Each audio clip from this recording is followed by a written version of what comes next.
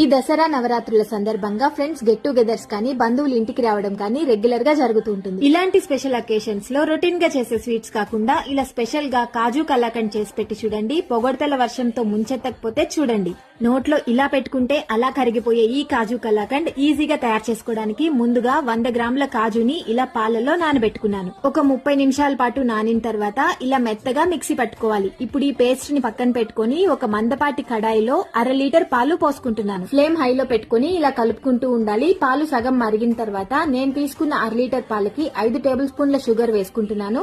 Sugar place లో బెల్లం కూడా వేసుకోవచ్చు. ఇప్పుడు ముందుగా గ్రైండ్ చేసి పెట్టుకున్న కాజు పేస్ట్ కూడా వేసుకుని ఫ్లేమ్ హై టు లో అడ్జస్ట్ చేసుకుంటూ ఇలా కలుపుకుంటూ ఉండాలి. 10 నుండి 15 నిమిషాలు ఇలా కలుపుకుంటూ ఉన్నామంటే కాజు పేస్ట్ మొత్తం చిక్కబడి ఇలా దగ్గరగా అవుతుంది.